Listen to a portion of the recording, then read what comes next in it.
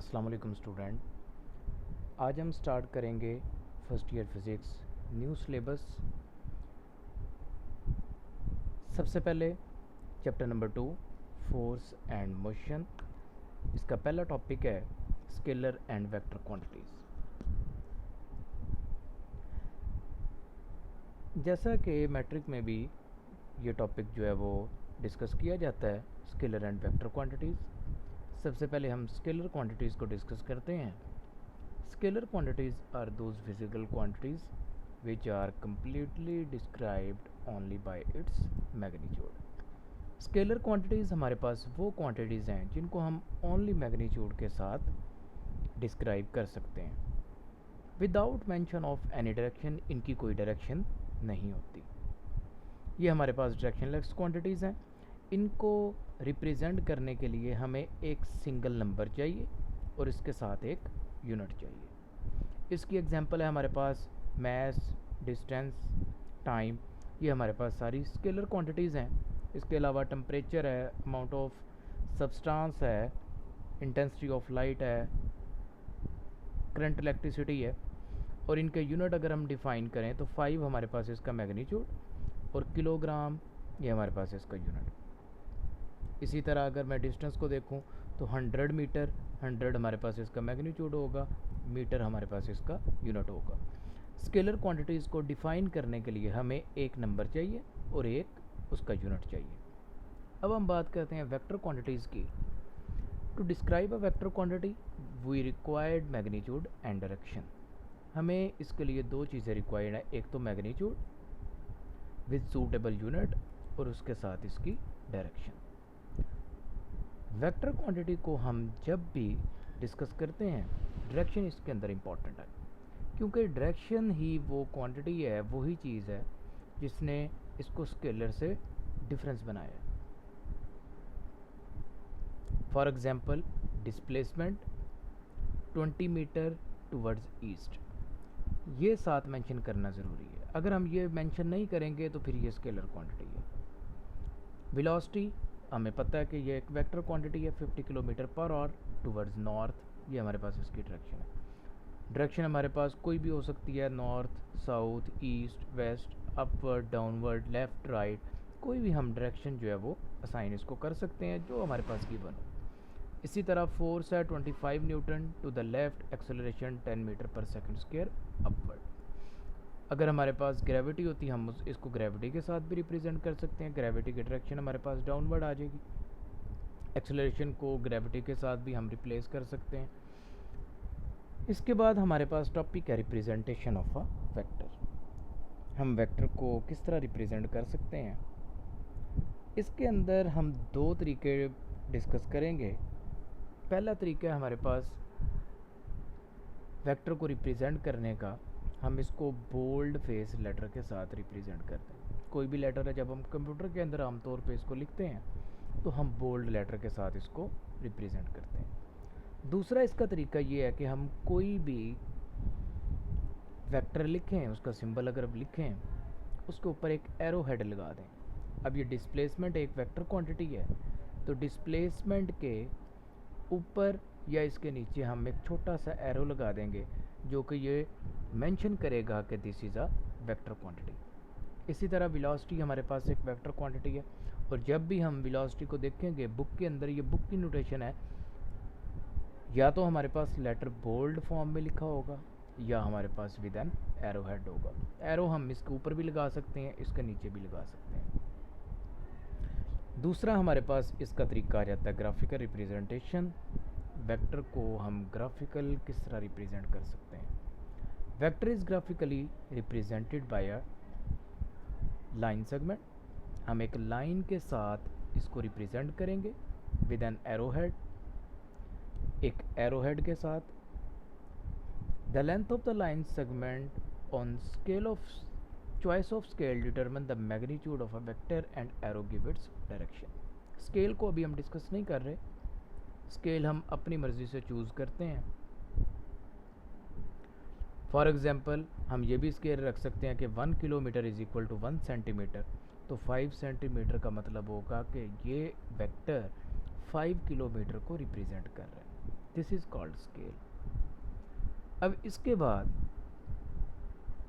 जो इस वेक्टर की लेंथ है, it represent the magnitude of a vector and arrow head give the direction of a vector.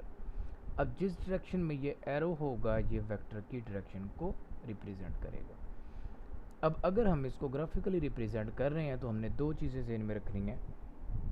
एक इसका मैग्नीट्यूड, हमने स्केल कौन सा चूज़ किया है और उसका मैग्नीट्यूड हमने क्या रखना है। दूसरा इसकी डायरेक्शन। इसके पैरेलल में एक एडिशनल चीज़ है, डेट इज़ यूनिट वेक्टर। आगे जो है वो हम इसका कॉन्सेप्ट को यूज़ करेंगे। Unit vector is the vector of magnitude 1 और unity in a given direction. ऐसा वेक्टर जिसका मैग्नीट्यूड 1 हो किसी भी गिवन डायरेक्शन में, उसको हम यूनिट वेक्टर कहते हैं। It is use to represent the direction of a vector. इसको हम वेक्टर की डायरेक्शन को रिप्रेजेंट करने के लिए यूज़ करते हैं। अगर मेरे पास एक वेक्टर ए है, ए के ऊपर एक कैप के साथ मैं इसके यूनिट वेक्टर को डिस्क्राइब कर सकता हूँ।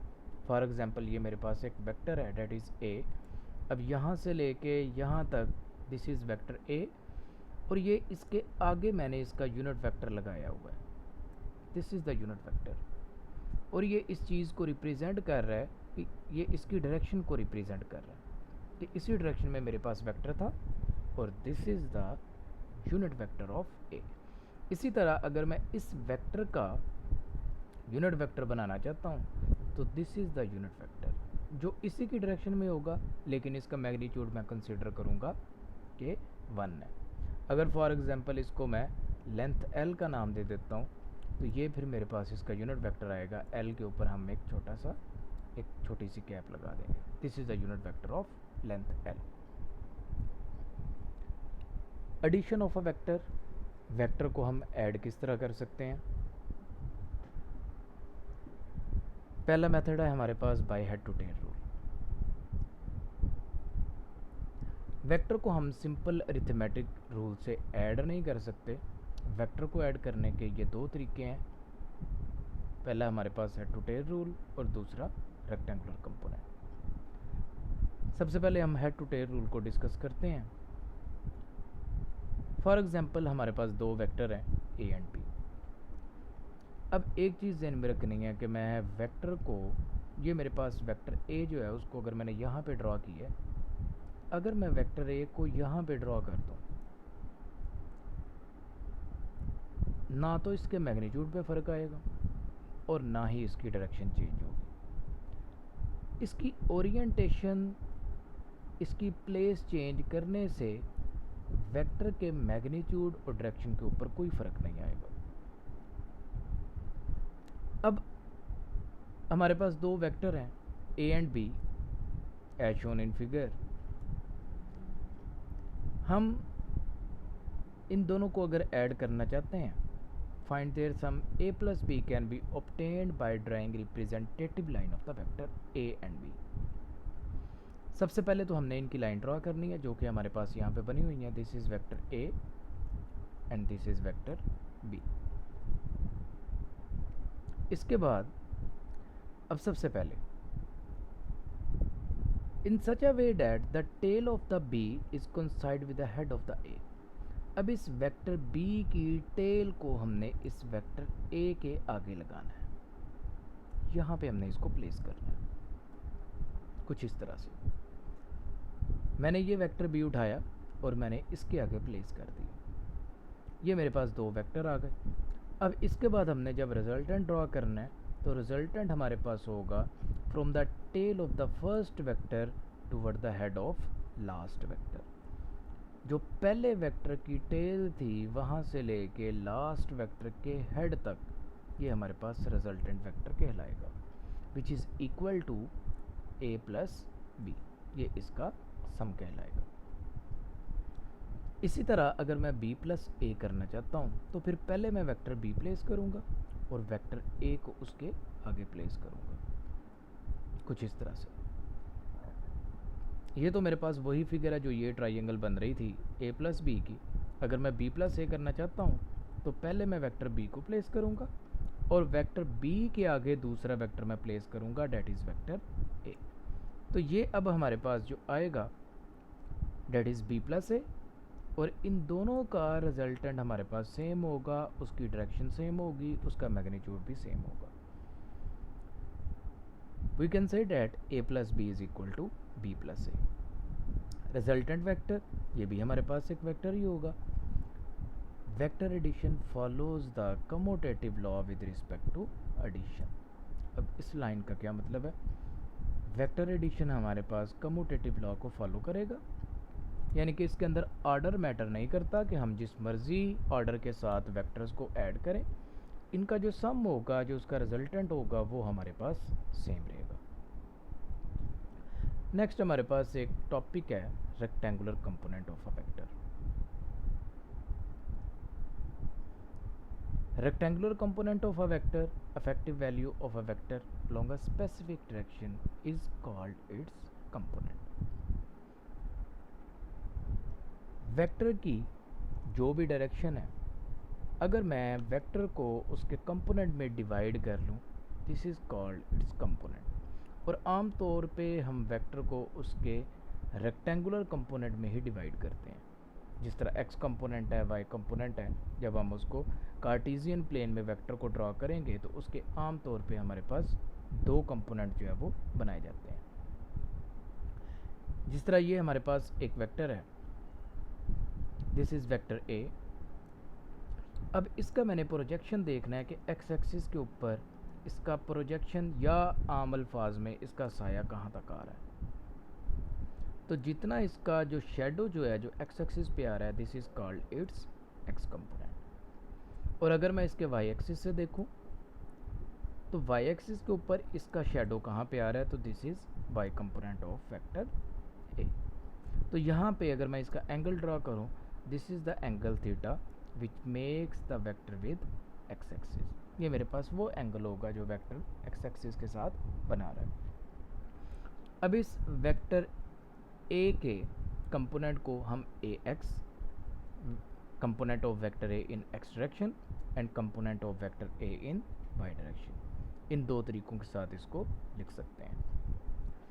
यहाँ पे एक रेक्टेंगुलर कंपोनेंट की भी डेफिनेशन है। The component of a vector which are mutually perpendicular to each other is called its rectangular component. Vector के वो कंपोनेंट जो एक दूसरे के साथ 90 डिग्री पर हों, परपेंडिकुलर हों, उनको हम रेक्टेंगुलर कंपोनेंट कहते हैं। और x और y कंपोनेंट का ऑलवेज एंगल जो है वो 90 डिग्री होगा। इसके बाद हम वेक्टर से वेक्टर के कंपोनेंट किस तरह बना सकते हैं वो हमने अब देखना है। डायग्राम हमारे पास ये प्रीवियस ही है, सेम उसी तरह एक हमारे पास लाइन सेगमेंट, एक वेक्टर है डेट इज़ OP, एक लाइन सेगमेंट OP के साथ हमने इसको रिप्रेजेंट किया, स्ट्रेट लाइन। एक्स एक्सिस के साथ उसने एक एंगल थीटा बनाया। OM जो है ये इसकी प्रोजेक्शन ऑन एक्स एक्सिस है और ON इसकी प्रोजेक्शन ऑन वाई एक्सिस है। अब ये प्रोजेक्शन ये वही चीज़ है कि वेक्टर का साया जो है एक्स एक्सिस के ऊपर कितना आ रहा है और उसी वेक्टर का प्रोजेक्शन जो है वो वाई एक्सिस के ऊपर कितना आ रहा है। अब अगर यहाँ पे मैं एक ट्राइंगल कंसिडर करूँ,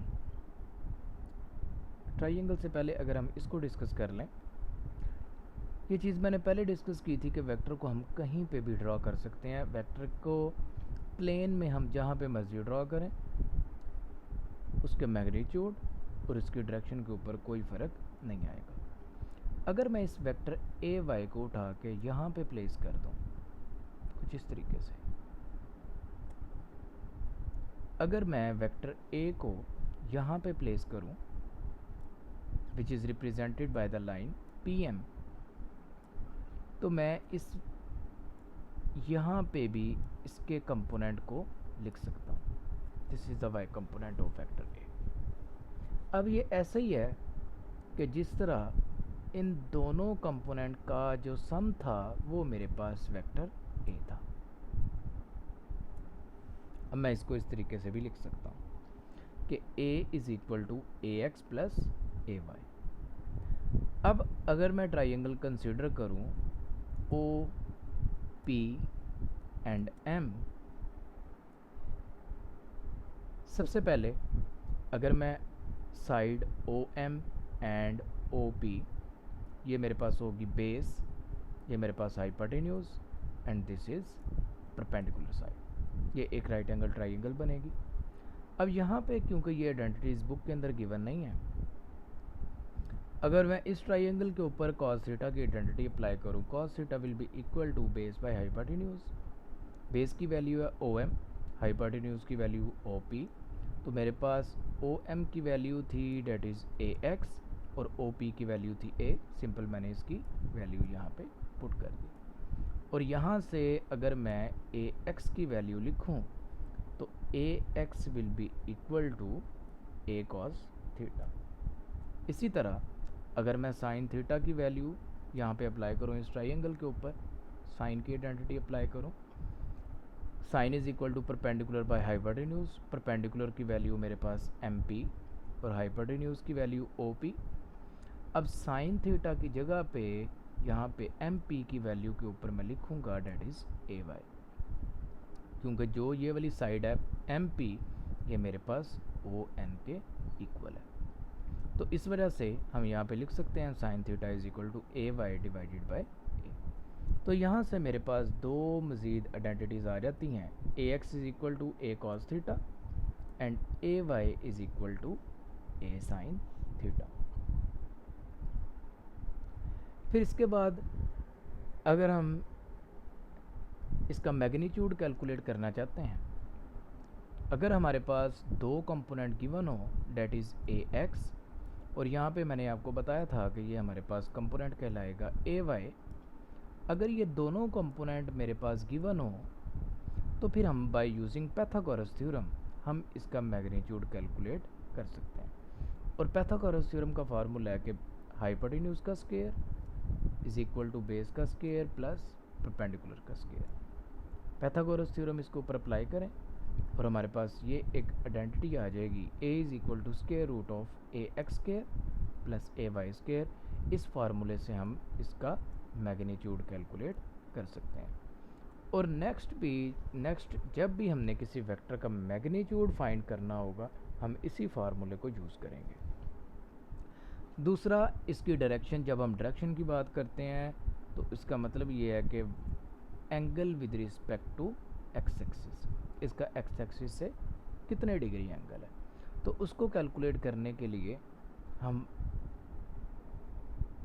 tan थीटा की आइडेंटिटी यूज़ करेंगे। tan theta is equal to perpendicular by base, M P side मेरे पास परपेंडिकुलर साइड थी, ओ एम साइड मेरे पास बेस साइड थी, तो हम एम पी की जगह पे लिख सकते हैं ए वाई और ओ एम की जगह पे लिख सकते हैं ए एक्स।